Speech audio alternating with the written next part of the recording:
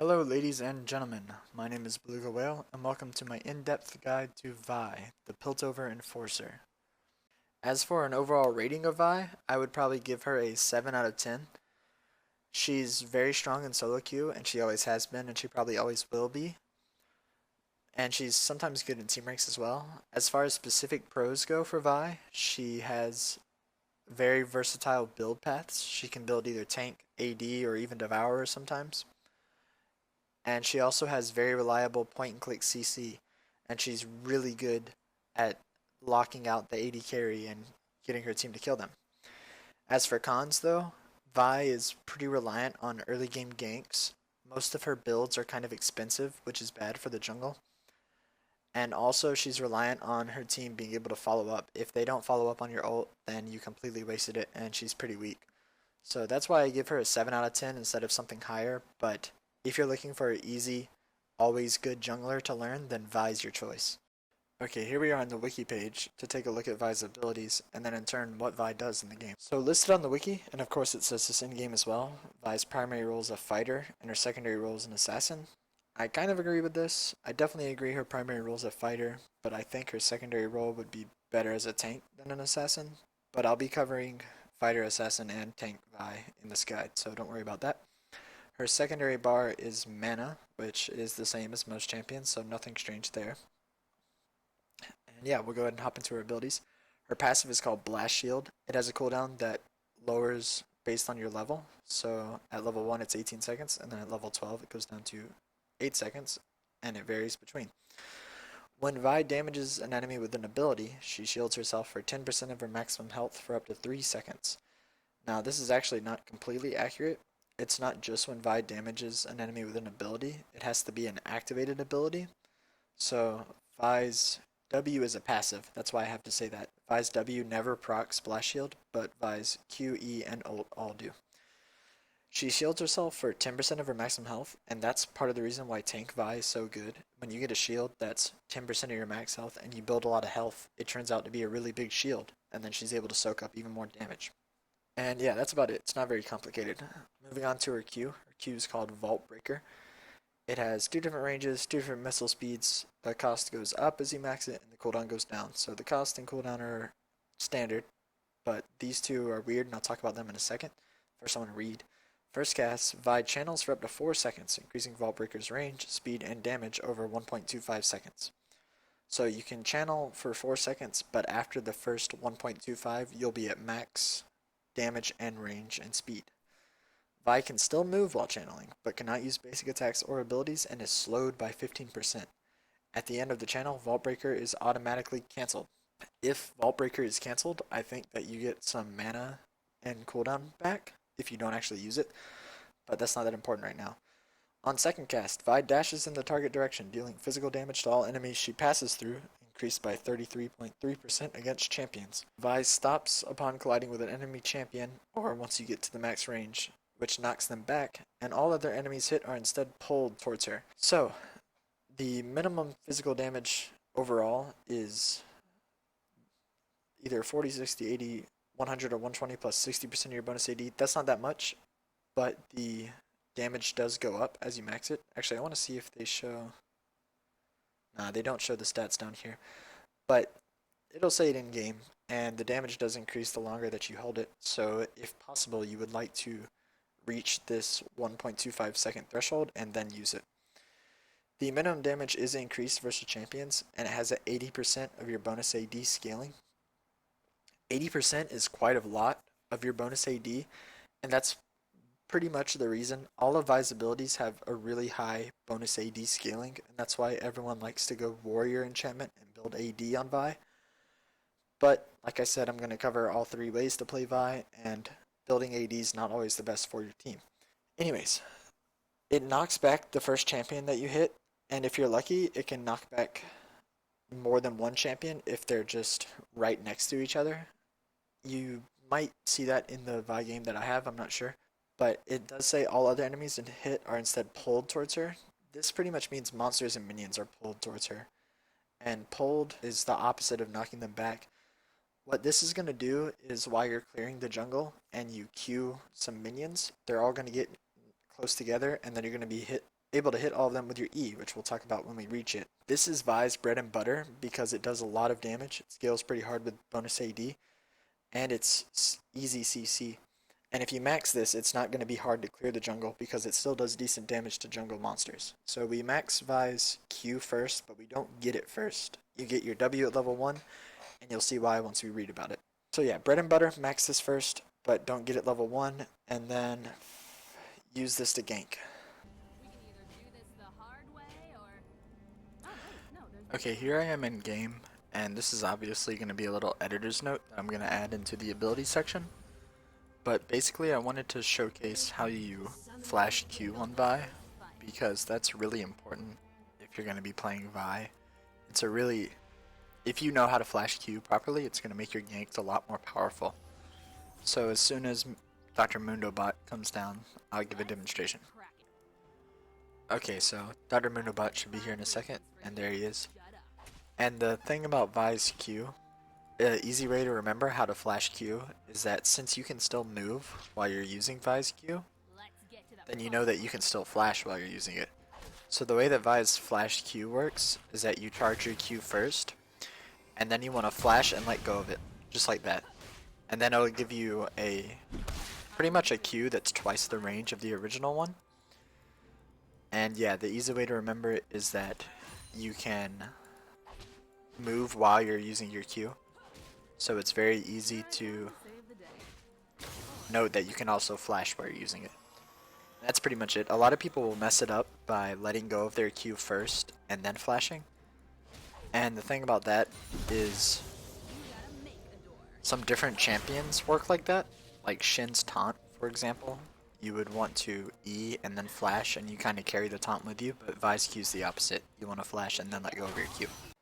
Moving on to her W. Her W is called Denting Blows. It's just a passive. Vi's basic attacks and Vault Breaker, which is her Q, each apply a stack of denting blows to the enemies they hit. At 3 stacks, the stacks are consumed to deal bonus physical damage to her target, capped at 300 against minions and monsters. Remove 20% of their armor for 4 seconds, and grant Vi bonus attack speed for the duration. So this ability is why Devour Vi is good. Once you get sated, instead of every 3 auto attacks, every other auto attack will hit denting blows on the target. And as it says, it removes 20% of their armor for 4 seconds. It doesn't actually say it here, but if you were going to get more than 1 denting blows over 4 seconds, which if you go Devour, you will, you're not going to keep removing 20% of their armor. So you're not going to be able to take away more than 20% no matter how many denting blows you get off. It does bonus physical damage to their target based on their maximum life, which max life damage is always good for jungling. And it also grants Vi bonus attack speed. And with the bonus attack speed, you're going to be able to get more denting blows off. So while you're jungling, it's important to get all procs of your denting blows off if you start hitting a monster. So you wouldn't want to switch around and auto all the monsters as you jungle as Vi. You want to hit one until you get 3 denting blows, then you can switch to another if you need to. The bonus physical damage scales as you max it up to 10% of the target's maximum health, and then you get another 1% per 35 bonus AD. This turns into insane amount of damage at max rank once you have Sated Devour. Every other auto attack, you're going to hit them for 10% of their maximum health, and if you build at least 35 AD, that's going to start going up. So when you're playing Vi as Sated Devour, you're going to max your W first, but in all other cases of Vi, you max your Q first. And when you're Sated Devour, once you get Blade of the Ruin King, and you have max rank of this, and you're sated, you'll see insane damage coming from Vi, and you will win every single 1v1, and it won't even be close. So what I'm probably going to do for this guide actually is, in the guide, I'll just include an AD gameplay, but I might upload 2 separate gameplays which showcase the other kinds of Vi builds. Anyways, moving on to Vi's E. Her E is called Excessive Force. It has a range of... So you get increased auto attack range when you activate your E. It goes up from 125, which is Vi's base auto attack range, to 175, which is quite a lot of range. But then well, I'll read it first. I should really read it first. It has a passive. Vi stores a charge of excessive force periodically, up to a maximum of 2 stored at once. Active. Vi's next basic attack gains range and deals bonus physical damage, which also hits all enemies in a cone behind the target. If you notice, it says next basic attack. That means that it's an auto reset. If you've watched all of my guides, you would know that. It deals damage in a cone behind the target. The cone is pretty relatable to Titanic Hydra. If you've seen Titanic Hydra in game, then that's pretty much what Vi's E does. The range, you get increased auto attack range, and then the cone behind it has 600 range, which is not that much, but it's enough to where if you use it on a monster camp, you can hit all the other monsters in the monster camp. The cost is 60 mana and one of your charges, since you store up to 2 at once. And it has a 1 second cooldown, but that's only if you have 2 charges. If you don't have 2 charges, then you're gonna have to wait on this recharge time. It is an auto reset, as I said. So what you want to do with Vi's E while you're jungling is as soon as you land an auto, you press your E right after. And if you have 2 stacks, then what you can do is auto E, and you can get 4 autos in the time it would take 2 autos. So it's a pretty powerful spell. It's really powerful when you have Sated Devour, and any champion that can get Devour and has an auto reset, that just makes it that much more powerful. It has bonus physical damage, which is it's not a terrible amount, but it's not that great of an amount either. Plus 15% of your AD, and it does scale with AP, but you're never the only AP item that you might ever get on Vi is a Sheen for Triforce, so don't worry about that. I do actually like to max Excessive Force second on everything other than Sated Devour. You max Q secondly on Sated Devour, but other than that, you max E second because it is an auto reset, as it says right here, but you already knew that from up here, basic attack. It's an auto reset, and having powerful auto resets makes your jungling really fast. And also the way that Vi ganks, unless if you're Devourer, they're two completely different things. If you're Devourer, then your ganks are more sustained constant damage. If you're AD or tank Vi, then your ganks are burst damage. So if you have an auto reset that's really powerful, you can hit him with your Q, auto and then auto reset, and you burst and you do a lot of damage at once. And that's why we max this second. It's also an AoE, that's why it doesn't do that much damage, because they can hit every single creep while you're jungling. So AoE damage always makes jungling quicker anyways. So that's why we max this second. Finally, we're moving on to her ult, the thing that frustrates everyone other than Vi, and the reason that Vi is always good, no matter what the meta is. It has a range of 800. The cost goes up as you max it, and the cooldown goes down. That's all pretty standard. The active is Vi dashes to the target enemy champion, knocking them up for 1.25 seconds upon arrival and dealing them physical damage. The physical damage is quite a lot also. It's 140% of your bonus AD plus 450 at rank 3. So you can almost do half the AD carry's life with just your ult late game. That's probably why they call Vi an assassin, but she's still not an assassin, even if her ult does a lot of damage. While charging, which means while Vi is dashing to her target, Vi is immune to crowd control, and she knocks aside enemies in her way, dealing 75% of the damage to them. So, this works very similar to the way Nautilus's ult works, if you're familiar with that, except the difference is Nautilus sends out a blast to the target, while Vi sends herself to the target. If you ult the AD carry in the back, then on the way, you'll knock up, well, it says knock aside, but it is a knock up, all the enemies on the way, and then once you get to the AD carry, you dunk them. If you haven't seen it, you won't know what I mean, but once you get to the gameplay, you'll see the dunk. And then one easy combo for Vi is after you ult, as soon as you land from your ult, you can just click Q. You don't have to charge it at all, and then you'll have another knock up. So they'll be knocked up for 1.25 seconds, and then knocked up for another, I think this is just like an instant knockup. It's not very long. The reason that this is 1.25 seconds is because you dunk them. It's not just a knockup. You have to get through the whole dunk, right? So this is why Vi is always good. You just click on their AD carry. You're immune to crowd control, so you can't be stopped. Even if the AD carry cleanses, you can't cleanse Vi's ult. You can cleanse knockups, but the only thing you can do if you cleanse a knockup is flash away, so it's really not recommended. Basically, if you're an AD carry, the only way to counter Vi's ult is by having a Banshees. I talked about the abilities. Before I move on, I'll say it one more time. If you're tank or AD Vi, you max Q first and then E second. If you're Sated Devourer Vi, you max W first and then Q second. But yeah, now we're going to move on to runes and masteries, and then we'll do item sets and the gameplay after that. Okay, here we are at the runes, and I have some good news. Vi's runes and masteries are the same, whether you're playing Assassin Vi, Tank Vi, or AD Vi, so you don't have to worry about that. However, there are a couple of ways that you can spin these runes, but no matter what your personal preference is, you can keep it the same no matter how you play Vi. So that's pretty simple. This is the page that I generally run on Vi. It's a mix. The quintessences and the ADs are mixed attack speed and attack damage, and that's so you can get the most attack speed without sacrificing very much physical damage. If you don't have attack speed quints or attack speed marks for some reason, it's perfectly fine if you want to make, say, all your marks AD and all your quints attack speed, or vice versa. But you do want the attack speed on Vi, because if you're not going Devour, you're not going to build really any attack speed, and then it's going to be really hard to get your W off on champions. So I really like the attack speed. It also helps our early clears a lot, but it might be a little more beneficial if you took a page kind of like this one that has, I have attack speed quints and then all AD reds.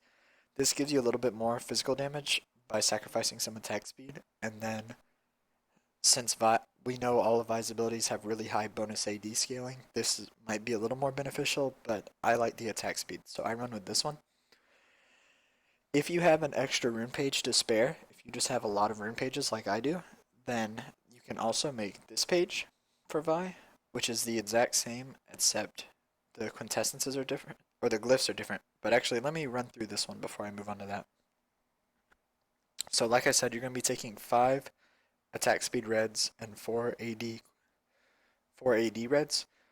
You're going to take armor yellows because, as always, if you don't have armor yellows, then the jungle creeps will just kill you in the jungle, and you won't ever be able to gank, and it's just going to be a bad time. On blues, I usually run magic resist, but as you might have noticed on this other page, you can run full cooldown, and when you would be running this page is if the enemy team had no magic damage.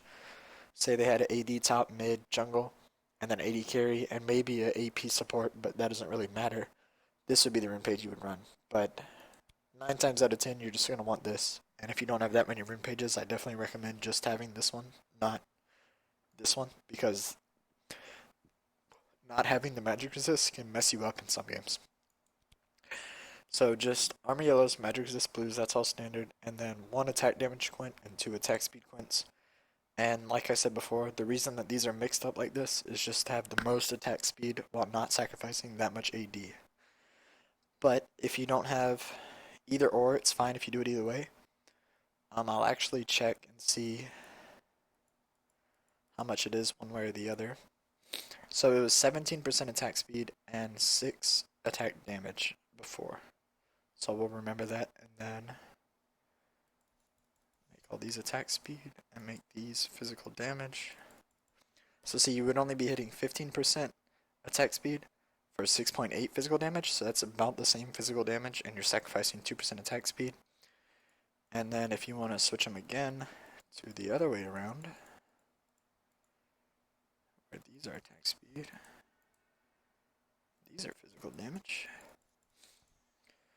This is what I had on this page back here.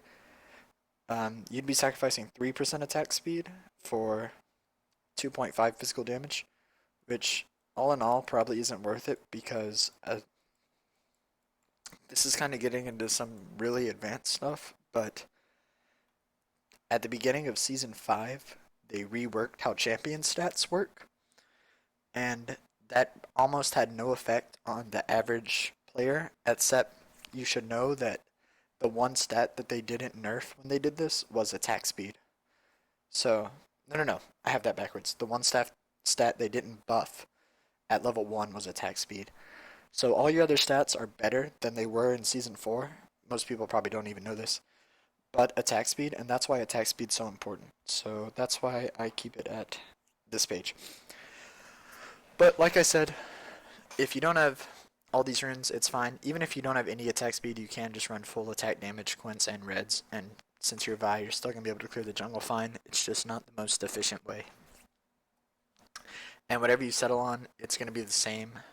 As long as you have attack speed on it, it's the same for all three Vi builds. If you don't have any attack speed, really you want some attack speed on your rune page before you are playing Devourer Vi. But hopefully you do have attack speed, and this is the rune page I recommend. So we'll hop on over to Masteries. Like I said, these remain the same no matter how you're playing Vi. I run 21.9. I don't actually take attack speed on my Mastery page since I have it on my rune page. But if you don't have attack speed on your rune page, then you would probably want 4 points in it on this. But anyways, I'll get into it. You take double-edged sword because you are of course a melee, and if you are a melee champion, then double-edged sword's always worth it to get. You deal an additional 2% damage and you only receive an additional 1%, so it's a beneficial trade, and every melee champion should pretty much take this. I take 3 points in sorcery just to get some extra cooldown reduction. Most of the time you're going to be building the warrior enchantment with Vi, so you're going to get some cooldown reduction from that. And then you're also going to want to get Black Cleaver in every single Vi game. And that's going to give you 20% more CDR. So if you have that warrior and this, you're going to be hitting 33.75%, which is near 40, and that's just going to make you more of a threat late game because your ult's going to be up a lot more often. Over here, I take Butcher and Feast. Butcher, basic attacks and single target spells deal an additional 2 damage to minions and monsters.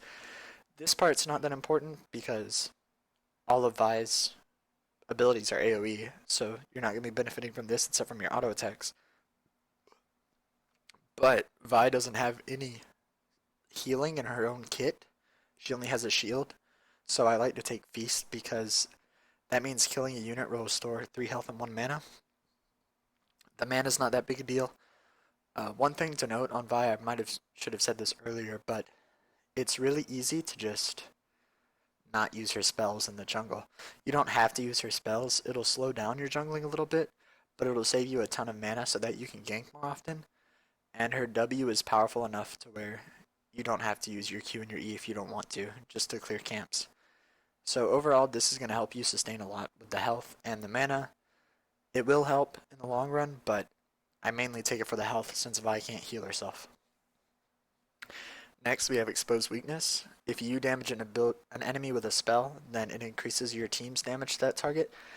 This mastery point is almost perfect for Vi in the role that she fills with her ult. Basically, you're going to use your ult and then your Q on a target, and then that's going to get 2 stacks of... Well, this doesn't stack up, but that means that your team will do increased damage to that target, and that's what you want. You want the AD carry to die as soon as possible when you're playing Vi. So you ult them, your team's going to be doing more damage, and then you can kill them. Next we have Brute Force and Martial Mastery. This is AD per level, and this is flat AD, and you take these just because they're the AD masteries and you want to unlock this stuff. You wouldn't be taking ability power masteries on Vi ever, so take the AD. Over here we have Executioner. Executioner increases damage to help the champions below 50% health by 5%. Even though it's only 5%, that's going to be on all your sources of damage onto that target, so it's going to add up really quick. And if you're playing Devourer or Warrior Vi and you need to be able to 1v1 someone, you definitely need Executioner. With Executioner, you get Dangerous Game, which is good on every kind of Vi because it means champion kills and assists restore 5% of your missing health and mana. This is actually really powerful on a tank because if you have a lot of health and then you get an assist and it restores 5% of your missing health, that can add up to like 300 life just because you got an assist. So, well, it would probably never be 300, but you guys get the message. It'd be really strong on tanks, and it's of course really good on damage builds because it'll just help you sustain, and if you're ever caught out in a 2v1, it might be the difference between you living and dying and stuff like that. Dangerous Game comes in handy a lot. Over here we have Spell Weaving and Blade Weaving.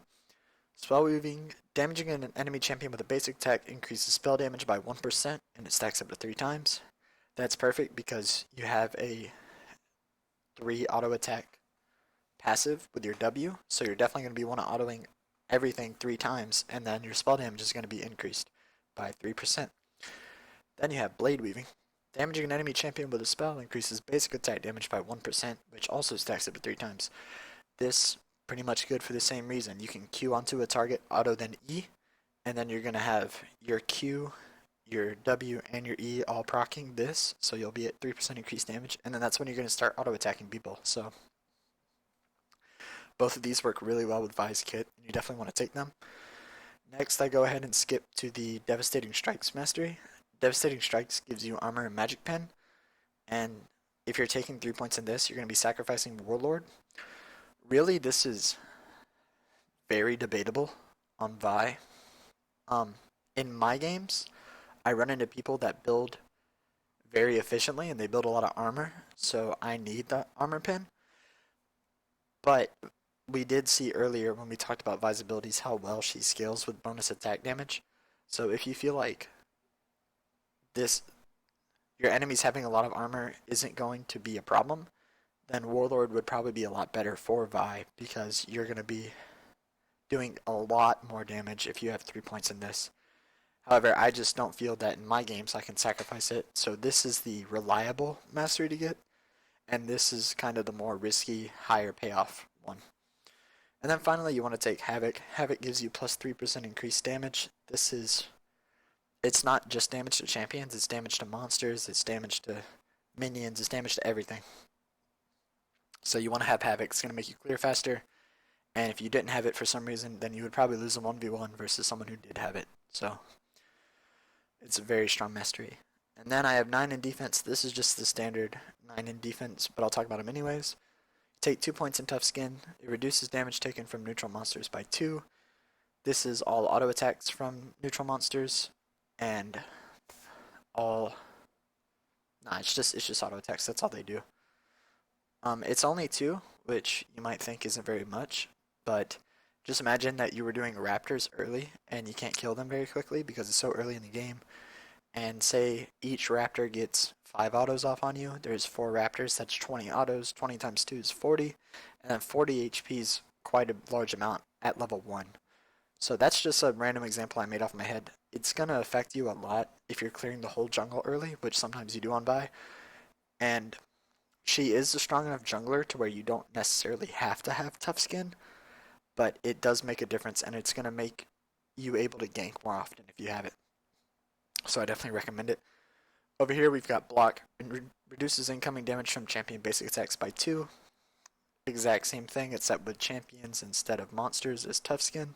It's only 2, but when you're getting hit by 5 members on their team because you ulted their AD carry, then the 2 is going to add up to quite large amounts in team fights. Okay, next up we've got Unyielding. As a melee, it reduces all incoming damage from champions by 2. Once again, we have that low number 2, but this one's a little different because it's all incoming damage from champions. So that means spells, whether they're single target or AoE, and even auto attacks again will get reduced.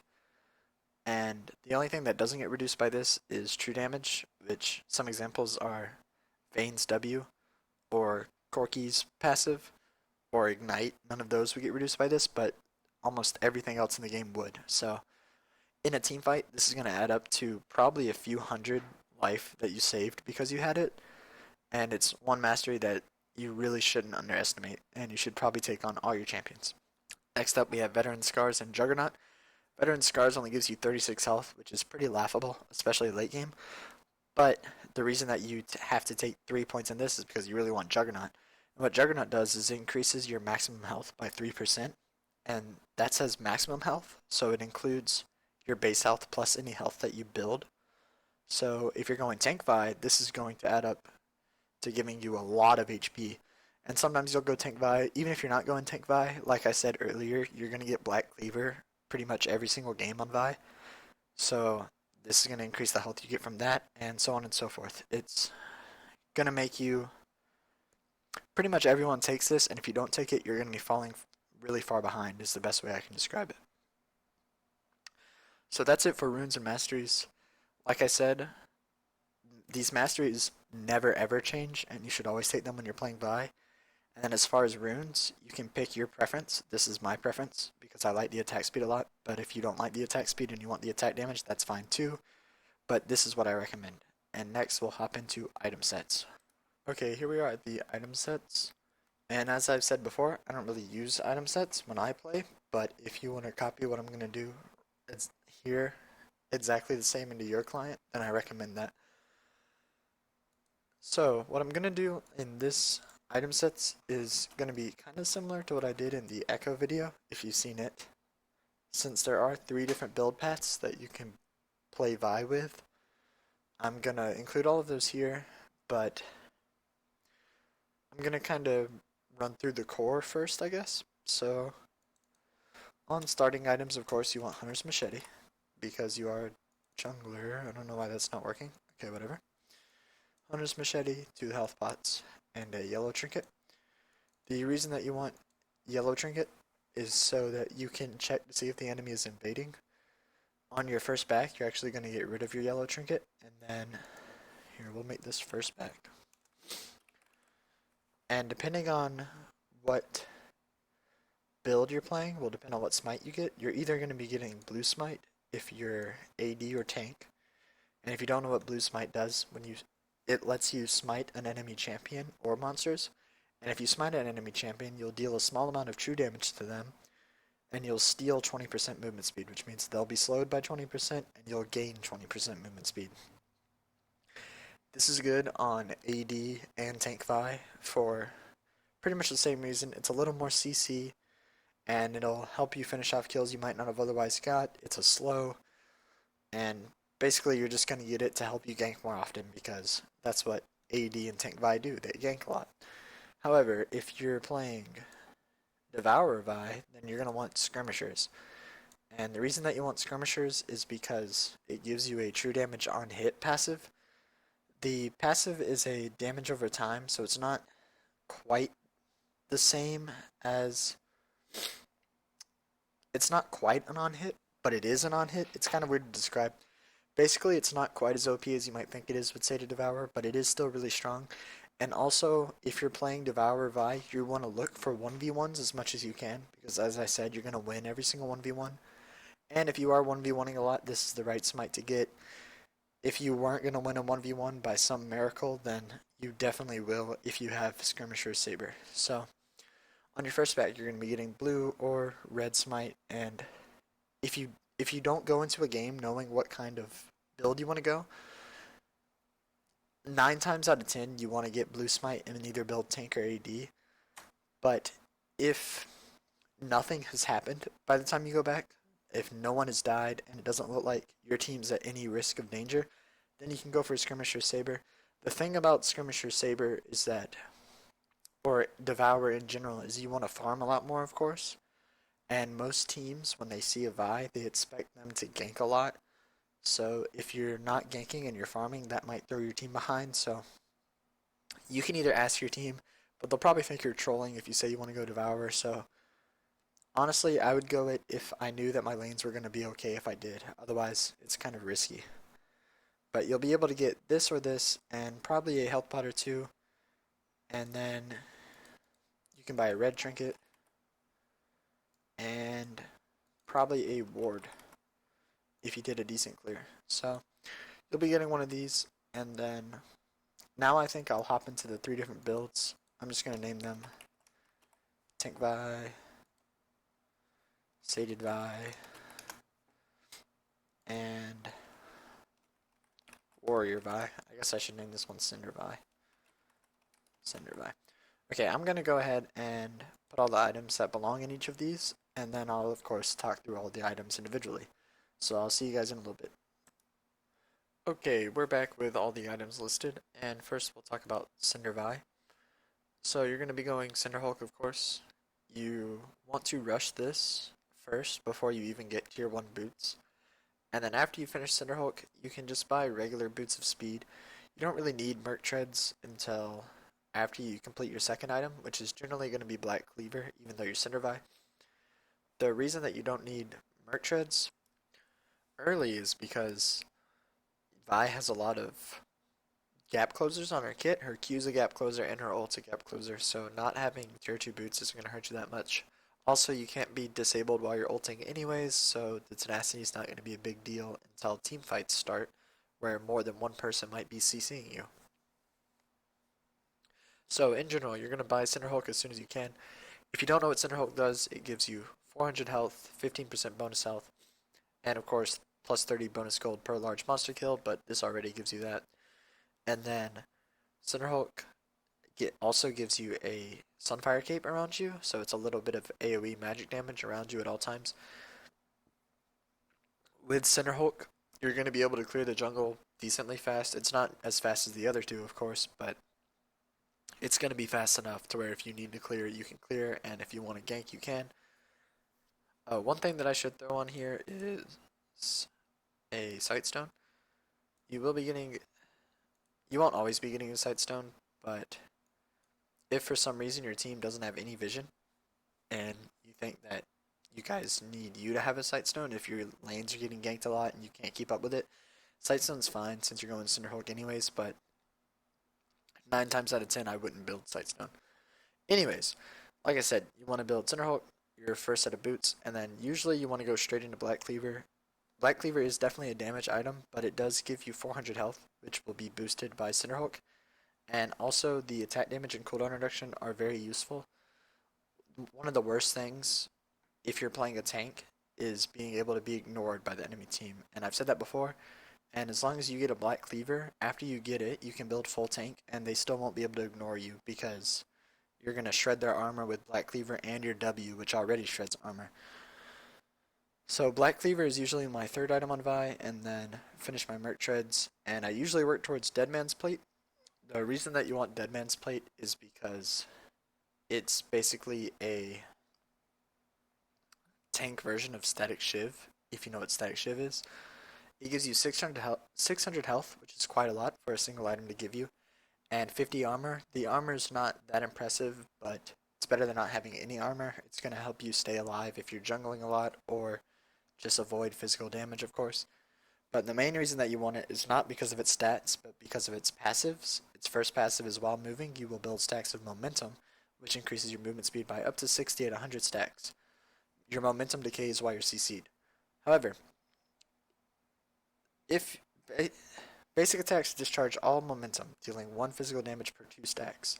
If you have 100 stacks, then the damage is doubled and the target is slowed by 75%, decaying over 1 second if you're melee, which Vi, of course, is melee. So I kind of butchered up the description, so I'm going to say it in my own words. You build up momentum while you move around with Deadman's Plate. If you have anything less than 100 stacks of momentum, you will deal half of them in damage. If you have 100 stacks, then you'll deal all 100 in extra damage on your next auto attack. And also you will slow by 75%. 75% is quite a large amount for a slow. When you think about it, if you were slowed by 100%, then you would be stunned. So 75% is pretty close to 100%. You're going to be able to get off this one auto pretty easily after you Q a target, and then you can auto reset even if you need to with your E to get it off. And it's gonna just add CC to your kit. You can Q and then auto them, and then if they're gonna get away, you can ult after that. And overall, it's just gonna help you secure a lot of kills. The armor helps you sustain in the jungle, and the movement speed will help you get around the map. My preferred magic resist item on Vi is Banshee's Veil. The reason for this is because Vi does not have any healing in her kit by itself, and if you're building tank Vi, you're not going to buy any lifesteal or anything. So Banshee's Veil is the better magic resist item here. It gives you 450 health, 60 magic resist, which is the most a single item can give you, and 100% base health regeneration, but none of that's that important. It has a unique passive which grants a spell shield that blocks the next enemy ability. This shield refreshes after no damage is taken from an enemy champion for 40 seconds. This isn't... Oh, there's a world's notification, okay. This isn't as important as you might think because you can't be disabled while you're ulting anyways, so even if they throw an ability at you, it won't do much. But I like to use Banshee's Veil in case if you Q a target before you ult them, and then they throw their CC at you or whatever, you'll have Banshees, and then you can ult after that. Overall, it pretty much comes down to Banshee's Veil or Spirit Visage, and since you don't have healing in your kit, you don't want Spirit Visage, so you can get Banshee's Veil instead. Next on the list, I have Randuin's Omen. I get Randuin sometimes on Vi because it fits a lot better with her kit than Frozen Heart does. But Honestly, you have a decent amount of CC in your kit, and more often than not, you're not going to need random ones. But if they have a Vayne, which I do like to pick Vi into Vayne a lot because it guarantees that Vayne's going to die a good bit, then you might want random ones. Or, as I've said before, if they have Gangplank or Yasuo or Tryndamere, anyone that relies on crits, then random ones becomes a really good item. Just on its own, random one's not that great. It only gives you 400 health, which is okay. It's less than Deadman's gives you. It gives you 60 armor, which is okay. It's a little bit more than Deadman's, but it's not nearly as much as Frozen Heart or Thornmail. And it also slows people's attack speed if they're attacking you. It has an active that slows the movement speed of nearby enemies by 35% for 4 seconds. 4 seconds is quite a long time, but 35% isn't that big of a slow, so it's kind of a trade-off. You will be able to hit a lot of people with your randoms if you ult into the middle of them, which is, as tank Vi, you're probably going to be doing most of the time. So you can ult into the middle of them and use randoms to slow everyone, but overall I just think it's kind of weak. I wouldn't build randoms unless if I was versus enemy champions that relied on crits. Next up I have Righteous Glory, which I actually think is a little more beneficial than randoms. The reason I have it listed afterwards is because you do need armor. Deadman's Plate's not quite enough armor, so if you can get one more armor item, that would be better for you.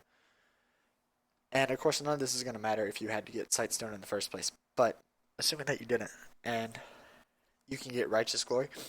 Righteous Glory is really good on Vi because, well, it gives you 500 health, which is a good amount. It gives you 300 mana. With that extra 300 mana, you're never going to have mana problems on Vi. And it gives you 100% base health regen. That's whatever, but it helps a little bit, I guess. But more importantly than its stats, the unique active, it grants plus 60% movement speed to yourself and nearby allies when moving towards enemies or enemy turrets for 3 seconds. After 3 seconds, a shockwave is emitted, slowing nearby enemy champions by 80% for 1 second. 80% is even more than Deadman's Plate gives you, so 80% is quite a lot. The reason I like Righteous Glory so much on Vi is because you can activate it while you're with your team, and then you can ult, and this means that your team's going to be able to follow up because they have all this bonus movement speed because you just gave them Righteous Glory. The slow is quite impressive, 80%. That's a lot, but more importantly than that, it gives you pretty good stats and it's going to let your team be able to follow up on you. So it's a pretty good item for tanks to get in general. Next up, we have Iceborne Gauntlets. This, I hardly ever get this on Vi if I'm going tank Vi, but you can get it if you're just really far ahead, but you already bought Cinderhulk, then you might want to buy Iceborne Gauntlets. But other than that, I usually don't. Usually when I go tank Vi rather than AD Vi, it means that my team is completely squishy except for me, so I'm going to go full tank. But in other cases, you might get Cinderhulk early and then you want Iceborne. Iceborne gives you 60 armor, which is decent, same as Randuin's. 30 ability power, which you don't care about. 10% CDR, which is good with your runes and masteries. And then 500 mana. Like I said, if you have that much mana from a single item, then you're never going to run out of mana again on Vi. It also has a Spellblade effect. After using an ability, the next basic attack on hit deals bonus physical damage equal to 125% of your base attack damage to enemies near the target, which includes the target, and creates a field around the target for 2 seconds that slows enemy movement speed by 30%. That's quite a mouthful. Anyways, this is useful on Vi. When you Q onto a target and you auto them right after your Q, then it's going to create this little slowing field around them. And it does give you a Spellblade, which is going to increase your damage a lot. But like I said, if you're going tank Vi, then you're usually not going to need this. So that's why it's all the way down here.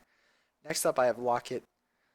Locket gives you 400 health, 100% base health regen, plus 20 magic resist, and 10% CDR. All of those stats are pretty much garbage in their respective roles. The 400 health isn't that bad, but the rest of it's just meh. But the reason that you would get Locket is because it grants nearby allies plus 15 magic resist. That includes you, so really it gives you 35 magic resist instead of 20, and that's okay. But also it has an active that grants a shield to nearby allies for 2 seconds that absorbs up to 75 plus 15 per level damage. Since it's 15 per level, once you hit level 18, it's going to be nearing 300 damage on this shield, and you can give it to all the members on your team if they're close enough. So in theory, this could block 1500 damage for your team just from one single item, and that's very much worth it. However, most of the time this is a support's item to get, not a jungler's, and the only time I would ever get it on Vi is if my support wasn't getting it for some reason. Then it's pretty good. Next up, we have Titanic Hydra. If you remember, I mentioned this item earlier when we were talking about Vi's E. It gives you 400 health, which, as I've said, is meh. It gives you 50 attack damage, which is pretty good for an item that gives you 400 health. And it gives you 100% base health regen, that's also meh. It has a unique passive called Cleave. Basic attacks deal 5 plus 1% of your maximum health as bonus physical damage to your target.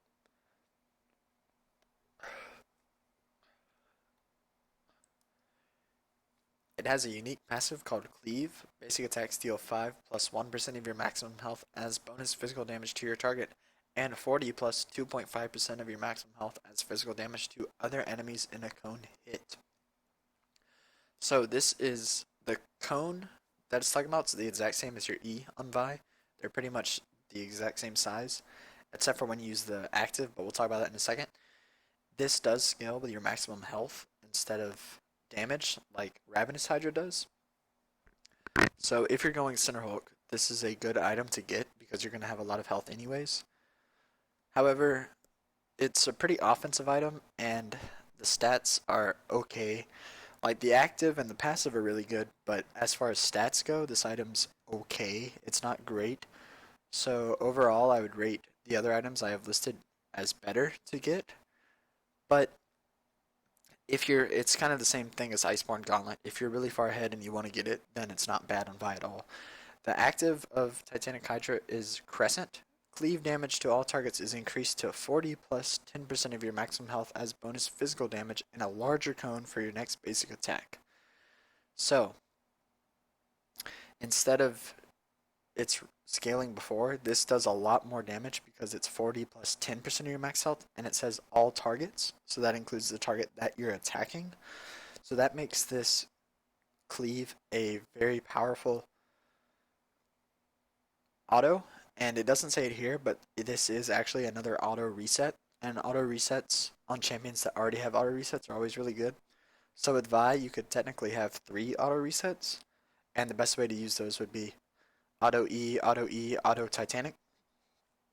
However, um, like I said, you're not going to be getting Titanic that much. If you're far ahead and you want to get it, then you should, but other than that, I don't like it very much. And yeah, next up we have Warmogs. Warmogs gives you 800 health, which is double what most of these items have been giving you, so you know it's a lot. And it gives you 200% base health regen, which, as I said, is double what most of the items give you. Just based on stats alone, this item is pretty powerful. However, the passive is really why you would want to get it. The unique passive grants Warmog's Heart if you have at least 3,000 maximum life. If you have Cinder Hulk and you buy Warmogs, you're going to have 3,000 maximum life, so you don't have to worry about that. What Warmog's Heart does is it restores 15% of your maximum health every 5 seconds if damage hasn't been taken within 8 seconds.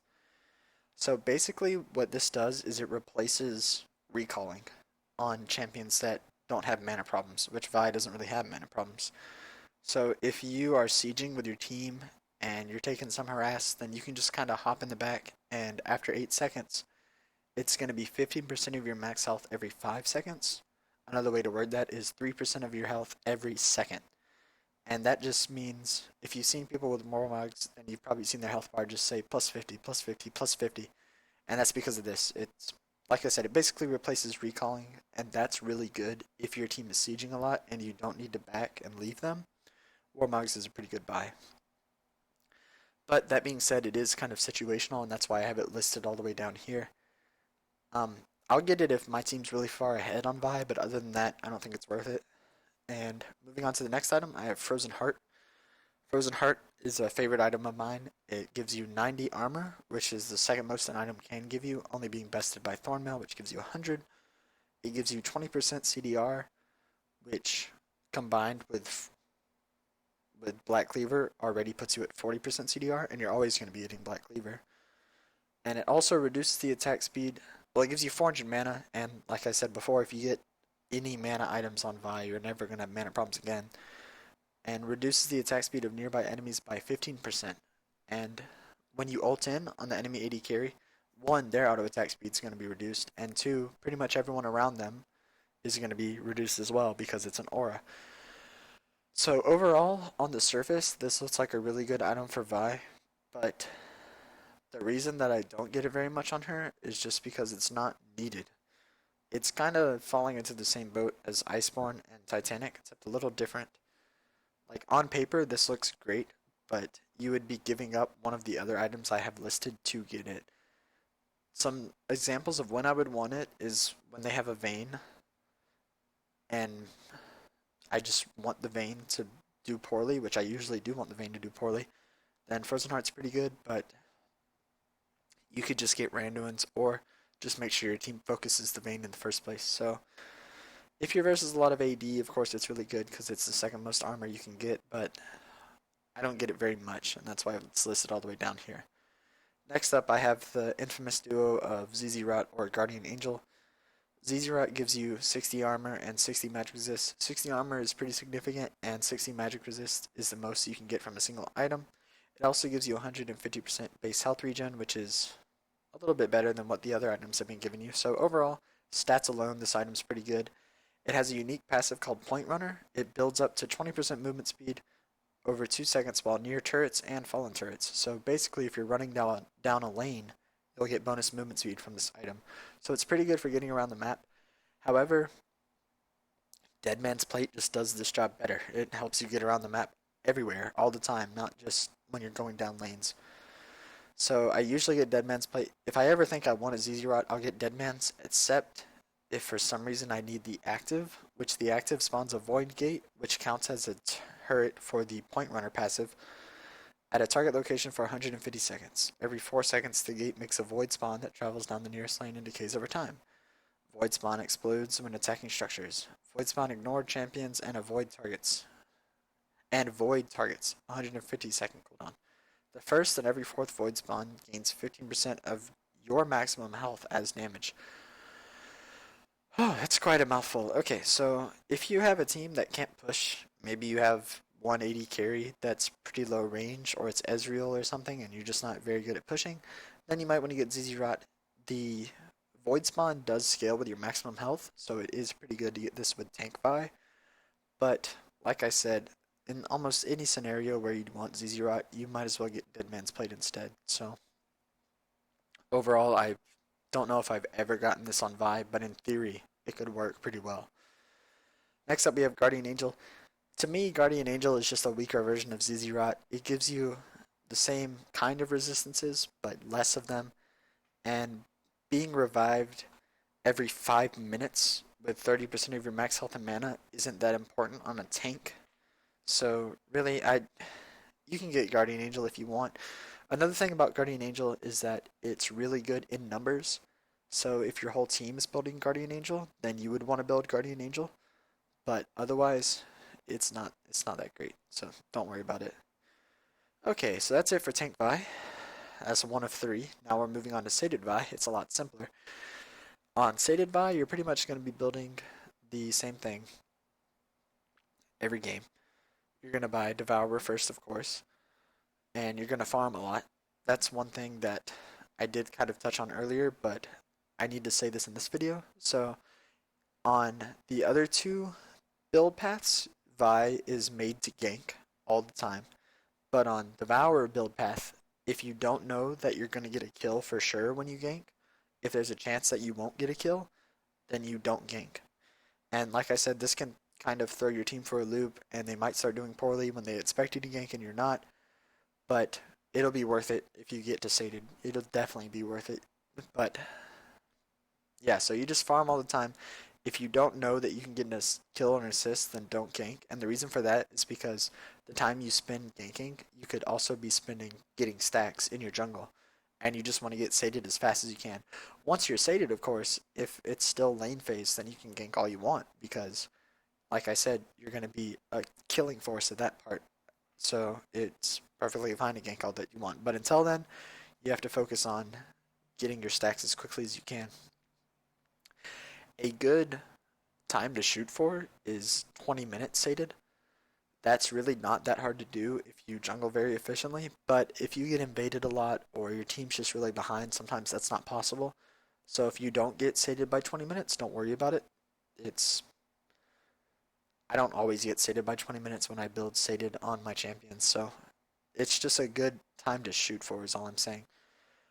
It's not the best time that you could get by far. I'm sure you could get sated probably in like 12 or 13 minutes if you just jungled insanely well, but you're going to want to gank occasionally with Devour, like I said, as long as you can get a kill. And yeah, other than that, you just farm a lot. You're going to get Merc Treads as your boots again on this because you literally don't need any other kind of boots on Vi. And when I say you want Merc Treads, you can of course switch those out for Ninja Tabby if the enemy team has an absurd amount of AD. But even then, if they have a lot of AD, if they still have CC, Merc Treads is still better. If they have champions that are just AD and they don't have any CC, or their CC is knockups, because Merc Treads don't actually reduce knockups, then you don't have to get Merc Treads. But other than that, I almost always get Merc Treads just because you don't need any other kind of boots. Like I said, you can just get Merc Treads. Okay, but before you get Merc Treads, it's the exact same thing that I said with Cindervi. You want to get your first jungle item, you want to get Boots of Speed, and then you want to get your third item, which is, in this case, Blade of the Ruined King. Blade of the Ruined King goes very well with Sated Devour, and I didn't actually talk about Sated Devour, so I'd like to do that. What Sated Devour does is you have 50% attack speed from the item, plus 50 magic damage on every hit from the item, and then you also have the Phantom hit. And what the Phantom hit is that every other basic attack will trigger a Phantom attack that triggers all on-hit effects a second time. And it's this that makes your W proc every other auto attack because, say for example, you auto and you get one stack of your W, and then the next auto, you're going to auto and you're going to get your Phantom hit. So then that's a W and another W, and that's three. And then you auto again, it's just one W, and then you auto again and it's a Phantom hit, and so on and so forth. Every other auto will proc W when you have Sated Devour. It also, it's a red smite. I already talked about why you want to get red smite, and yeah, it just makes you an on-hit monster. It also gives, it's pretty broken that this item gives you on hit and it gives you phantom hit, but they might nerf it someday. I don't know. The reason that Blade of the Rune King's so good with Sated is because it's another on-hit item. Basic attacks deal 8% of the target's current health and bonus physical damage. If you remember, Vi's W deals on the third hit, it'll deal a percentage of their maximum life as damage, and then this deals 8% of their current life as damage. So those don't necessarily stack perfectly well, but it is still going to be a lot of damage on every single hit, especially every other auto with the W and the Blade of the Rune King activating. Another reason that you want it is because it gives you 25 attack damage, which is very piss poor, but it's okay. It gives you 40% attack speed, which is really good, and then it gives you 10% lifesteal, which is awesome because once you get this lifesteal, that means that you're going to be full health pretty much all the time on Vi. You might run out of mana if you're using your abilities too much, but honestly, once you buy a Blade of the Ruined King, you don't even need to use your abilities in the jungle at all anymore. You can just auto them to death. And it does have an active, but the active is definitely the least important part of this item. It deals 10% of the target's champion's maximum health as physical damage, heals for the same amount, and steals 25% of the target's movement speed for 3 seconds. So it gives you a little bit more movement, or it gives you a little bit more utility, but 25% is not a very powerful slow at all. It also steals some of their max health. This will be good if you're about to die and you need to heal a lot, or if an enemy's running away, you can use this active, but like I said, that's the least important part. You want it because of the on-hit passive and because it gives you attack speed and lifesteal. After you get Blade of the Ruined King and Sated Devour, you will win every 1v1. No matter what. Even if it's Darius. Even if it's Darius and he gets 5 stacks on you, you will still beat him in a 1v1. It's insane how much damage Vi does. So, since you're already going to be doing plenty of damage, it's time to build tank. After you build Blade of the Ruined King, you're going to finish your Merc Treads, and then you're going to hop straight into Titanic Hydra, actually. You can buy Dead Man's Plate. These are definitely interchangeable, and it depends on how the game's going. If your team's ahead, or at least not behind, then you would get Titanic Hydra because we already talked about what it does, but since it's an auto reset and you're sated, auto resets are always really good with sated because you're going to be getting that phantom hit off a lot more. And also, since this is in a cone behind your target, if you have sated Devourer, that cone behind them just kind of turns into this never ending wave of damage that shows up behind them. And it's really good for team fights if you happen to be autoing a tank instead of an AD carry, then everyone behind that tank is going to be taking tons and tons of damage from Titanic Hydra. However, like I said, if your team, you only get this if your team's ahead, or even if your team's behind, then you want Dead Man's Plate so you can gank more often. And then after that, you would get Titanic Hydra. And then after that, you can get Black Cleaver. If the match doesn't look like it's going well, or they just have a lot of magic damage and you can't afford to get Black Cleaver, then you can get either one of these. Spirit Visage is actually better on Sated Vi because you already have this lifesteal, so being able to heal even more is pretty good. But you can also get Banshees. It really doesn't matter that much because you're going to be healing a ton either way. And you could either replace these for the Black Cleaver or the Dead Man's Plate, just depending on what the enemy team is. The thing about Sated Vi is that it doesn't leave a lot of room for defensive items because so these three are definitely the core, and I really want to include Titanic Hydra in the core, but if it's not going to work, then you could trade one of these out, and that might be better. Just do whatever you think you might need to do so that you don't die to the enemy team. Okay, finally we're moving on to Warrior Vi, and as I said before, it's the exact same thing. You build Warrior first, and then you build your first tier boots. Then you want to get your third item, which is usually going to be Black Cleaver. Then you go back and finish your Merc Treads. And then you can build whatever you want. At this point, you're going to be pretty squishy though, since you're not getting the bonus health like you would have got with Cinder Hulk. And you're going to be doing plenty of damage, so you don't necessarily need either one of these. I'd recommend Dead Man's Plate because it's really good on Vi, or maybe Banshee's Veil if you need that. However, if you get these three and you're also doing really well in the game, then Triforce is a really good way to just snowball your lead to absurd amounts.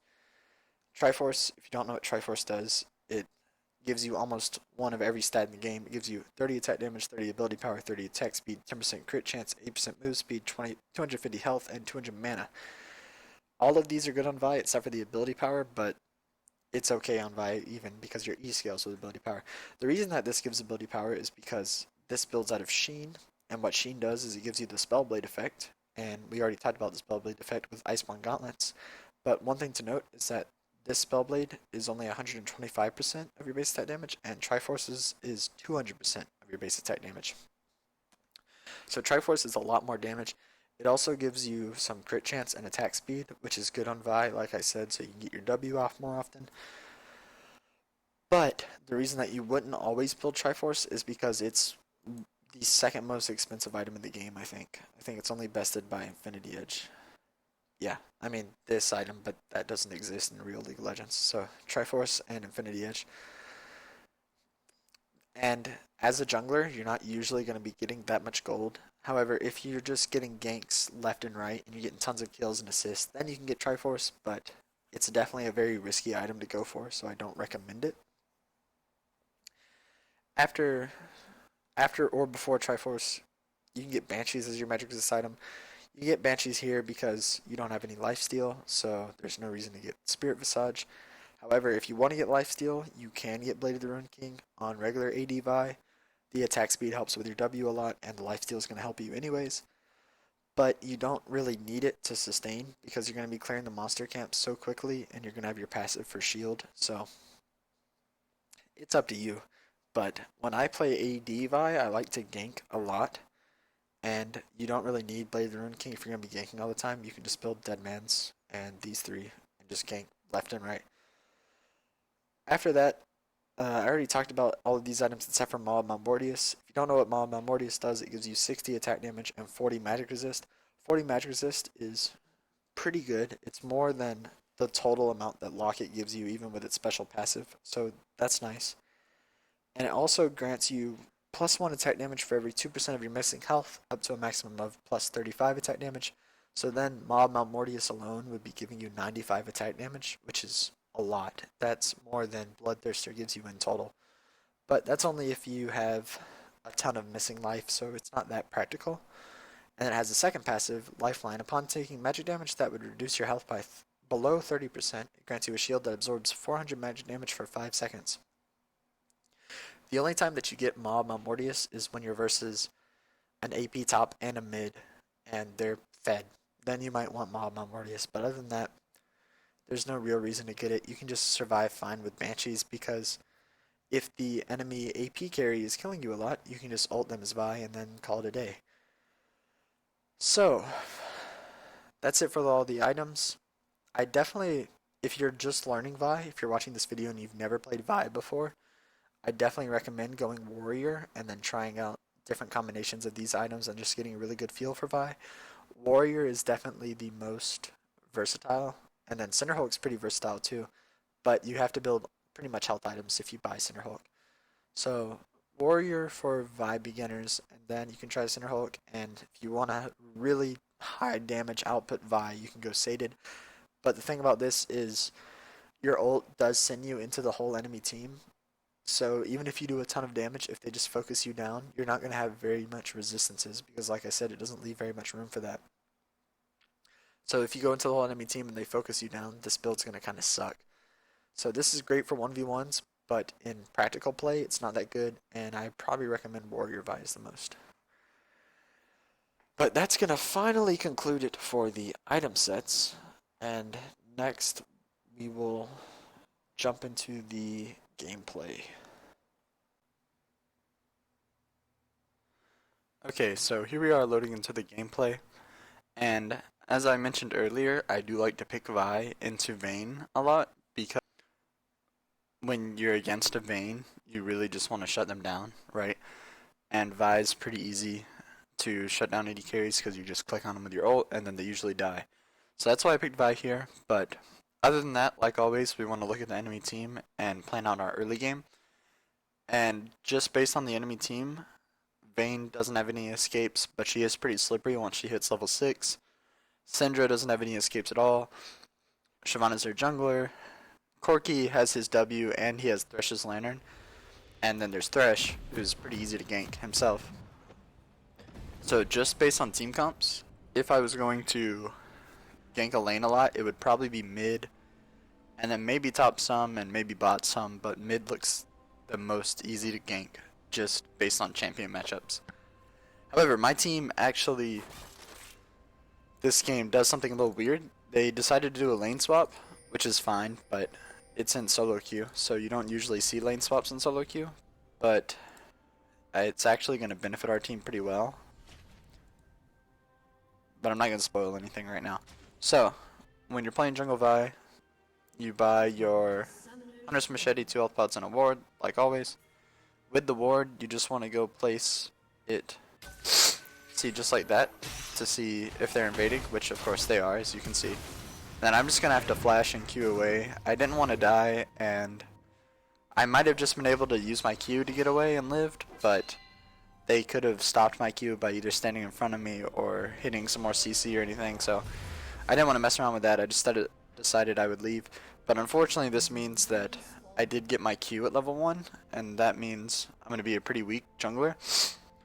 I think I end up asking my Malphite if he wants to double jungle. I'm not sure if he does. I think we do, though. I think we do. And if we're going to double jungle, that just means that I'll have an easier time clearing. And yeah, so double jungling's something that is really good, but not a lot of people know how to do it at all. So I'll give a basic rundown of it real quick. What you want to do is be on the red side. It's always on red side, so if you're on red team, which we are, then you are on the top side of the map, and if you're on blue team, you're on the bottom side of the map. What you can do is, I'm going to smite this big Krug when it spawns, and then that's going to take about half of its health. And then my bot lane's going to be able to do the Krugs and then go to lane. And that means they would hit level 2 before the enemy bot lane if they were versus them. Also, I'm going to have the Krug auto attack buff. So that means when I go to do red with my top laner, I'm going to be stunning the Krugs on every 5 hits. And that means it's going to be easier for us to clear. The top laner usually does all of the tanking when you double jungle because they're going to recall and teleport to lane anyways. And what the best way to do it, I don't know if we actually did that in this one, is I'm going to take the red buff itself, and my top laner Malphite's going to take the smaller camps, and then we're going to go to Raptors, and he's going to take all of them actually, and then after that we're both going to be level 2, if we do it correctly, but I'm not sure if we do it right in this game or not, but we'll see. So we're just waiting around for it to spawn. Malphite's going to double jungle. I go ahead and smite the big Krug like I said, and I move my way to red. Malphite's going to be tanking for the most part, so I just hit my Q on all the monsters, but like I said, I'm a pretty weak jungler because I have Q, so nothing I can do about that. And then I stay to get the experience with Malphite, and then we're going to go do Raptors. And I'm going to auto the big one. I think I do it wrong in this one and take the big one. Yeah. In most cases, if he had taken the big one, then he would have been level 2, and I still would have been level 2, so that's the best way to do it. But it's still fine. He's going to hit level 2 as soon as a couple minions die in his lane, and he made it to where I was able to jungle pretty easily. So here I'm going to go ahead and level 3 from getting my red. They unfortunately had a Scuttle Crab, and I kind of ignored that because I wanted to get some pressure on this bot lane.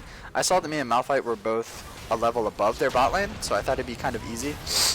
But then I overstayed my welcome. When Corki dashed, I should have left immediately, but I pressured a little bit too much, and I didn't have my flash from level 1. So then that just resulted in me dying, which was kind of bad, but luckily the lane swap's still a lot in our favor because their team's losing their Vayne, which is a really important part of their team. And our team, even though I put Malphite a little more behind by dying, he's still a tank, and he's still going to be a tank no matter how behind he gets. So it was unfortunate, and I messed that up, but it's not going to hinder our team that much in the long run. So here Corki's doing a ton of damage. I'm going to go back to jungling. I don't think that Shyvana's going to be invading me. I haven't actually seen her on the map myself at this point in the game, so I'm not really worried about her. I'm going to keep on clearing. Here, well, I'll show an auto reset on these Raptors because I know I'm going to do it. So we'll go ahead and, no, apparently I'm going to gank. Or look for Scuttle Crab, maybe? They have Scuttle Crab. So I'm going to go back to jungling. Yeah, okay. So what you want to do on all the camps, actually, you want to line up your Q to where you're going to hit every single monster when you dash through them. So like that. They are pulled towards me, as we read in the ability section, so that means they're all lined up, and they're going to take my E really easily. And then we'll see if I do an auto reset here. I do. And then all you do with an auto reset, as I've said before, is as soon as your auto lands, you press the ability, and then you'll get another auto off in the time it would take for your first auto to complete. So, that's it for that. Then, Shyvana's kind of low top. Well, she's not that low, but I have 2 teammates here, and the turret's like 10 HP. So we're going to come up and just kill the turret really quickly, and then probably kill the Shyvana afterwards. That's the game plan at this point. But then actually Shyvana overextends and tries to, I guess, Gimp kill the Jinx. But since she did that, she was not in the range of the turret for safety, so I was able to just CC her, and my team killed her. Here my Jinx gets a little too close, and the Brahm's backing off, so we're not able to kill the Syndra. And then at this point I just have to leave. I think he dies to the Vayne. Yeah.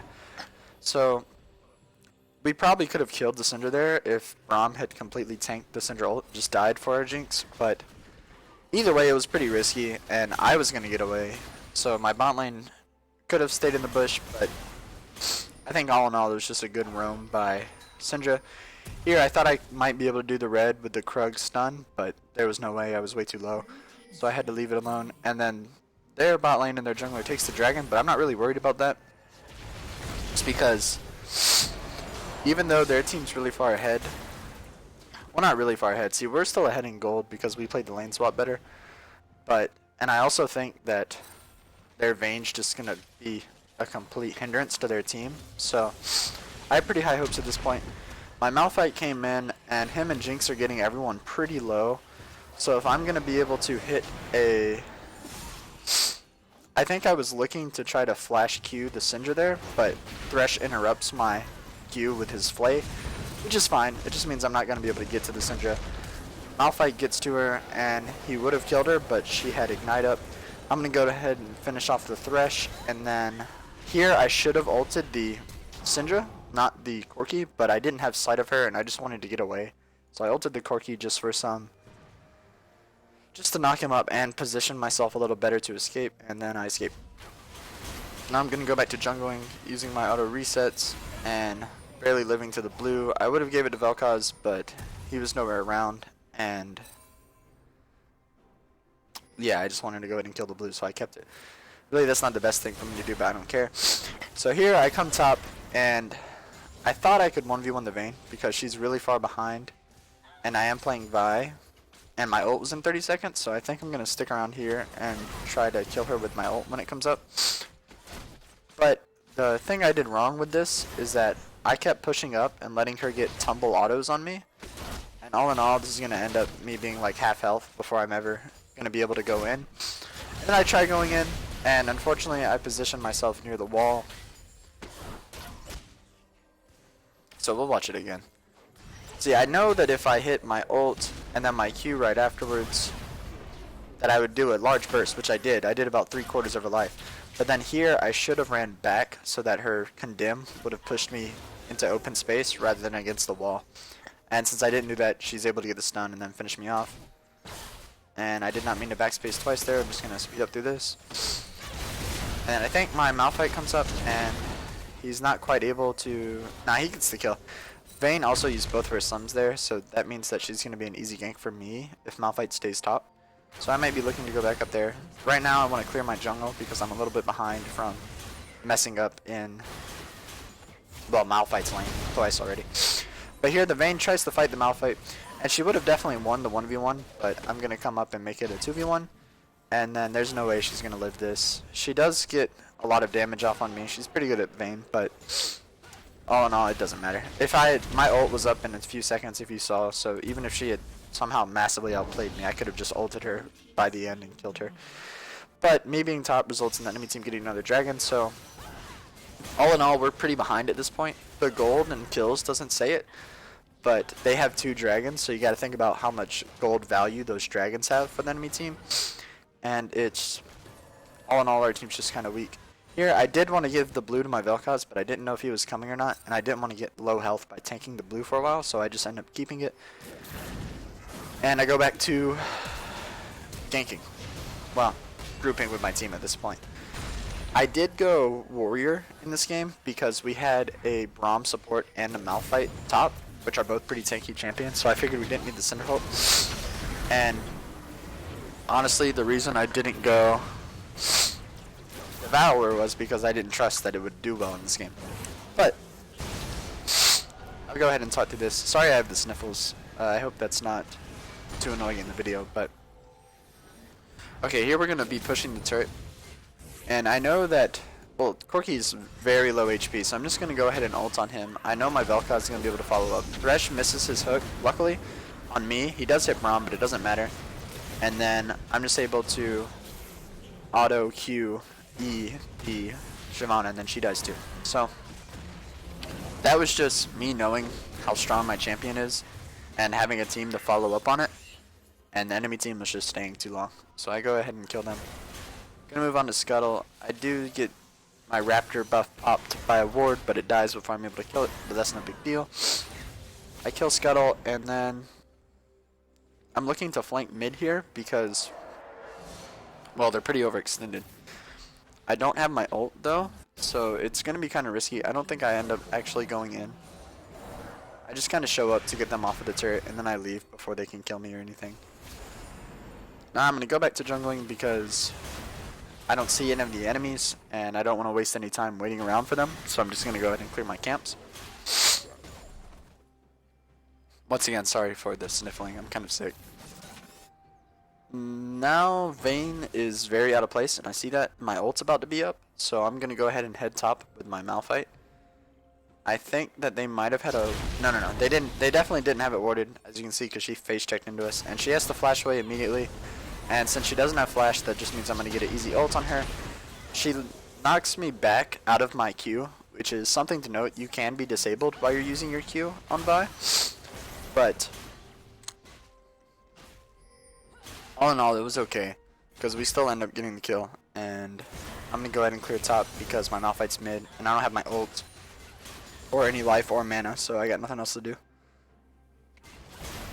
Here's a really good example of what I meant when I said Vi can clear without being able to use much of her spells. As you can see, I barely have lost any health, and I've just been auto-attacking the creeps for the most part. Vi's W makes it to where she can clear very strongly, with or without her other abilities. But here I go ahead and finish up the Black Cleaver, because it's just so freaking good on Vi. It gives you 20% CDR, so with Warrior you're already at 30%, and then it also, your E does physical damage, so you're going to be shredding all the armor with it. Your Q does physical damage, your ult does physical damage, and your auto attacks do physical damage. So you're going to get a lot of usage out of the Black Cleaver, and it's going to help my Jinx carry as well.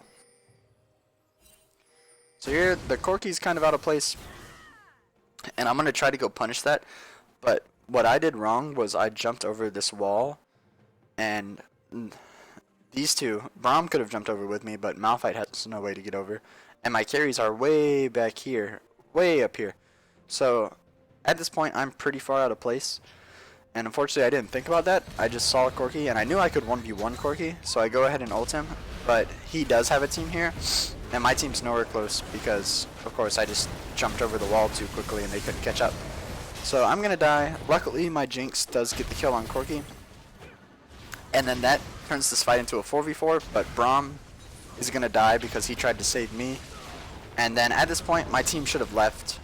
Jinx can definitely live here if she leaves right now. And Vel'Koz and Malphite might be dead, but Jinx could have lived. But she stayed in auto too much, and then she gets exhausted. Vayne cuts her off. Syndra hits her ult, and the rest of them just die to all the enemy abilities. Okay, so at this point, I've made quite a few throws for the game. Luckily, our team's not too behind because of it, but I keep making decisions based on what I think my champ can do and not based on what the enemy team or my team is capable of. So I think pretty soon I'm going to shape up my act because I did want to actually win this game. So all I've been doing is not paying enough attention to champions and my surroundings. But pretty easy to fix it. All I got to do is group with my team and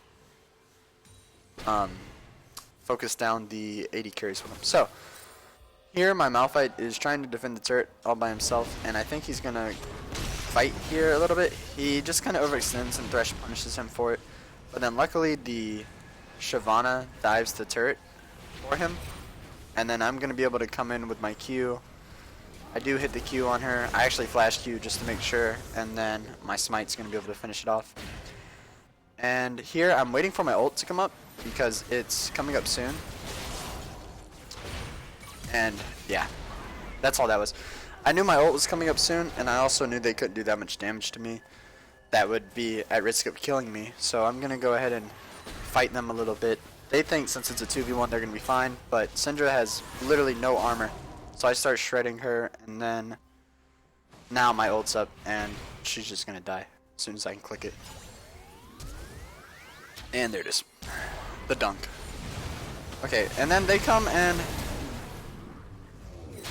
Let's see, I do kill the Syndra, but then I run down to try to avoid the Thresh. I dash over, and then the Vayne's just going to be able to come kill me. Braum could have probably saved me if he had threw up his shield quicker, but it's not his fault. I pathed poorly. I could have pathed straight to him, and then he had a lot higher chance of saving me than what I did. So, I died there, but I think it was worth it because I killed Shyvana and Syndra before I died. And yeah, it's fine. Our Jinx is pretty far ahead. She's not necessarily doing better than Corki or Jinx, but she's not that far behind either. And since we have a huge AoE team with Vel'Koz, Malphite, and me as Vi, she's going to get a lot of easy cleanup kills near the end of the game. So I'm still not worried about anything. It sucks that they got this third dragon because if you didn't know, by the time the third dragon spawns, that's when it starts actually hurting you if you don't have the first dragon, which is of course the damage boost. So all in all, my team, even though we're up in gold, we're still kind of behind in... We're still really behind because of how the dragons are working in their favor right now. So anyways, I'm going to go ahead and group with my team. I try to catch the Vayne, but she gets away with Thresh Lantern, and we're just waiting around for a catch. On Vi, like I said, it's really easy to get a catch. All I have to do is ult someone with my team nearby. And then here, I see the Vayne is way out of place, so I'm going to come up. I know that I can't 1v1 her though, because I don't have a team around, and luckily I don't try it again. So I'm going to leave. My team is all mid, and Syndra is way out of place, so she just dies. She was trying to catch the Vel'Koz. She definitely could have done a lot of damage to the Vel'Koz, but with a Braum there was no way she was going to get her full combo off, because he can just shield it, so... She just overstayed her welcome and she was punished for it. Here, we're going to try to push the turret a little bit. I kind of get zoned off to the side. Let me rewind it some. So here we're going to start pushing the turret. And then Shyvana's going to come in. We kind of know that because she has her ult ready since her rage bar is full. So we're kind of playing off to the side, ready to run. The Vayne comes ulting in. And they all start to focus down the Braum. He actually hits a really good ult, and Malphite hits another good ult. I come in to try to finish off the Corki, but he gets away. And then notice here how I didn't ult the Vayne or anything. I could have ulted the Vayne, but I knew that Shyvana was over here, and I knew she was going to try to ult and kill Jinx. And I also knew that if we got Jinx a kill or two, she's going to be able to clean up this whole team fight. So instead, I ult the Shyvana as soon as I see her ulting. And then that's just going to make sure she can't damage my Jinx very much. And then Jinx gets her passive reset. She gets 1 kill, she gets 2 kills. Here she's going to get 3 kills. 4 kills. Nah, she just got a double kill. Triple kill. But, yeah, so there I knew exactly what the Shyvana was going to do. She was making her play to make, I guess, pretty obvious. And then I just punished her for it. Here, I think I'm going to come back around to try to save the Jinx, but... Syndra just AoEs her to death. Jinx couldn't really dodge anything. And yeah, gonna go back to farming. My red's up, so I'm gonna go ahead and clear it, and then I'm gonna back. And I have been working on Triforce. This is just, like I said, because we had 2 tanks, so I figured I could go Triforce safely in this game. But here we know they're doing Baron, just because we saw them walk up to it, so we know they're doing it. Braum's gonna go ahead and ward it. And then Malphite's going to come up and try to delay them. Our Jinx isn't quite here yet, so we don't need to start the fight. But their Shyvana's also really low, so we come in. I'm going to try to do the Baron at first because I do want to kill it. But then I see that my team completely ditched the Baron, so I'm going to go ahead and flash so that the Vayne can't stun me against this wall. And we're going to kind of lick our wounds here and run away. I think I might... Nah, I live, and then Malphite hits a really good ult onto both of their AD carries. I didn't mean to rewind there. But anyways, Braum's gonna die. They're gonna all chase me, but luckily I have my Q, and then I steal Corki's movement speed with my smite, so he can't kill me. And then Malphite hits a really good ult. Jinx gets a couple of crits, and then since she's in rocket mode, that just means they're all gonna get low. I didn't notice that when I was playing the game. Jinx actually flashed into the Thresh hook, so she still got hooked. And if she hadn't done that, she would have actually lived. But all in all, it's okay because that turned what would have been a really awful fight into a pretty even trade. So, not too worried about that. They don't push. If they had kept pushing, I would have just came in with my ult and got a double kill. So they were wise to leave. What I was saying earlier is I am going to Triforce in this game because we do have 2 tanks other than me. So I figure I can go for a little bit more damage just to make sure that our team isn't lacking in damage. As I've said before, Triforce is really good on Vi. The Spellblade and the attack speed both work really good with her. There I was trying to give my Vel'Koz blue, but he wasn't taking it, and then Jinx was acting like she was going to take it, but I knew that Jinx didn't really need it, so I just keep it for myself. I can get more ults off and Qs off that way.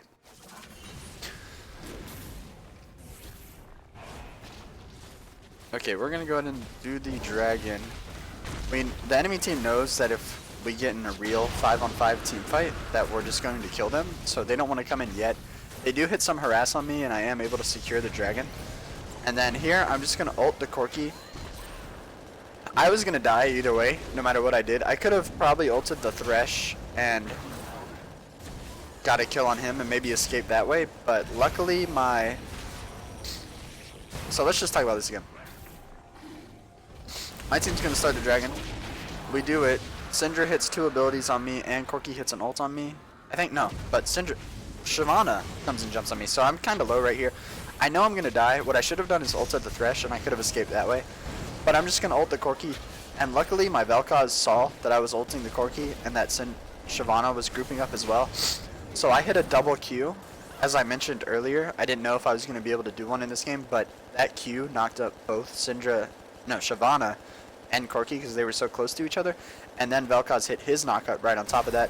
I get a crit on the Corki actually. Even if I hadn't got the crit, Corki would have died either way. All that did was make sure that I get a little more damage on this Shyvana before I go down.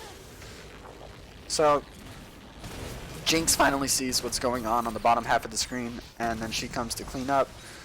Unfortunately, the Shyvana dodges her ult, and Vel'Koz dies. Here, this was kind of risky because Jinx died to a couple of autos from Vayne, but also Vayne would have died to Jinx. So they're just playing with fire here, and I think the fight ends like that. Yep. They're going to go ahead and clean up. And I'm going to probably clear some camps so I can hurry up and get my Triforce. So there, luckily my Vel'Koz just followed up on my CC, and it was enough with Malphite frontlining on the one half and then me and Vel'Koz bursting them on the other half. We had a pretty good team fight there.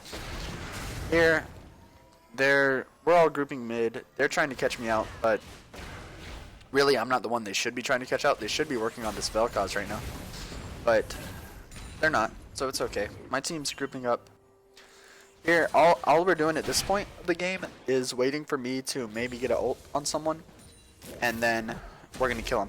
If Shyvana ults in first, all I have to do is peel the Shyvana, kill her with my AD carry Jinx, and then we just win the game. So we have 2 really easy win conditions, and since our team fight was so much better than theirs, we knew that we could just group up, and if they tried to team fight us, we were just going to win the game. So I gave the Jinx the red, just because she'll make more use out of it than I will for sure. And yeah, we're just grouping mid. Baron's up, and we do have, luckily we had 2 waves pushing. That's also really important. These mean that at some point the enemy is going to have to send someone away from mid to clear these waves. Even if they had a teleport, which they don't since they had a top lane Vayne. But even if they had a teleport, it still would have gave us enough advantage to probably do the Baron. So at this point, they're pretty much in deep trouble. If they go to defend these waves, then we get the Baron. If they don't go to defend these waves, we're going to get a turret or 2 from just the minions. Okay. So all we have to do is wait it out, like I said. So we're just all grouping mid, doing whatever we want. Braum hits the Righteous Glory, and he hits a really good ult on the Vayne. I'm going to heal for the Jinx, though, like I did last time with Shyvana. I don't trust Shyvana to not ult on Jinx if I ult. So, at first I wanted to peel, but then I see Syndra is easy pickings. Vel'Koz can follow up on my ult, and she was just really out of place. But unfortunately she does click her ult on me before she dies, and it still goes off even though she was dead. So I'm going to die from that. Malphite came into the back line, and I don't really agree with that. It would have been better if he had started peeling this Shyvana, but she doesn't have Devour, so she's not that much of a threat. So pretty much all the fight is at this point is hoping that Jinx can clean up, which she definitely can. So she's going to get Shyvana kill, Thresh kill, Corki's going to die, probably, pretty soon.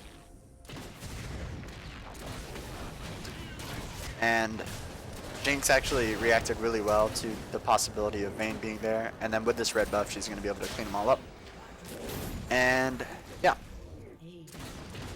Because of that, it's pretty in the bag that we're going to win. So the reason that we won the game is because, 1, my lanes played the lane swap really well, and then 2, we just had a way superior team fighting team than the enemy team. with Malphite and Vel'Koz alone, that's just a ton of AoE.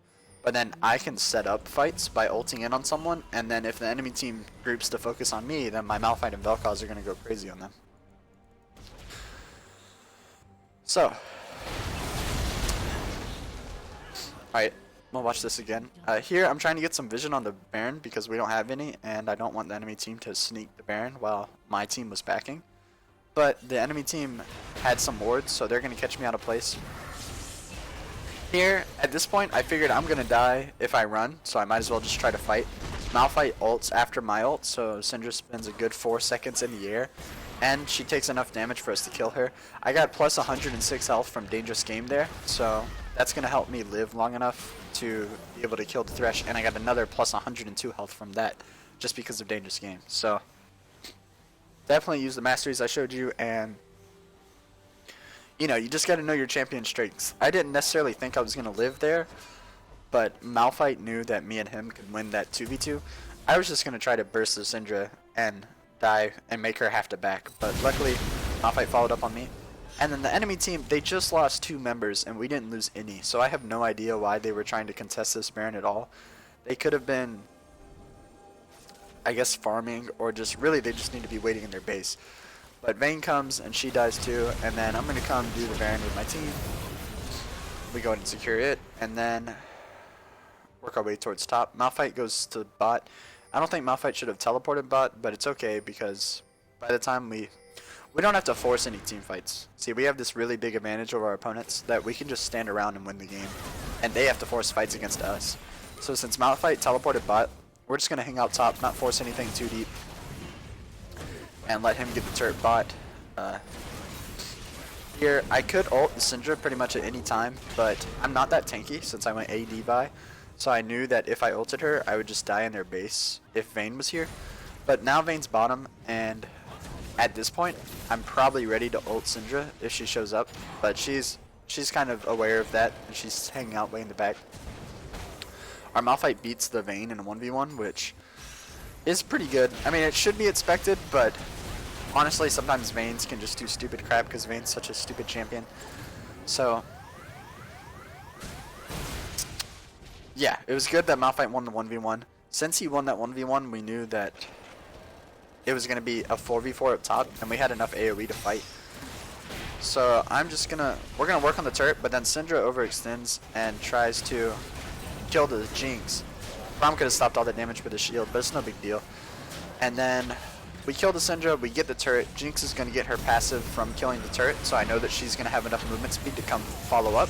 So I go ahead and ult the Corki. Vel'Koz ults on my ult, and that's pretty much it. The whole enemy team is going to get CC'd down because of it, and we're going to end the game pretty soon.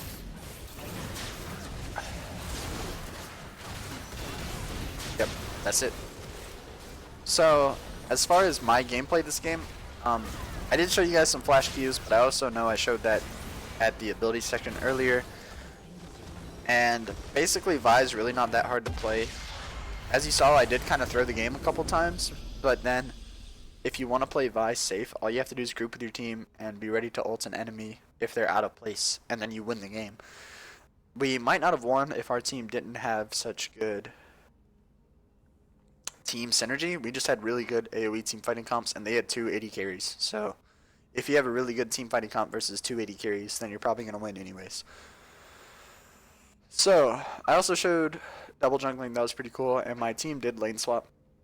So yeah, I hope you guys enjoyed this video. If you don't like AD Vi, I'm pretty sure I'm going to be uploading a Cinderhulk Vi gameplay separate from this guide, and also a Devourer Vi gameplay. So if you want to see those in action, be looking out for those. And thank you guys so much for watching, and I'll see you next time. Goodbye.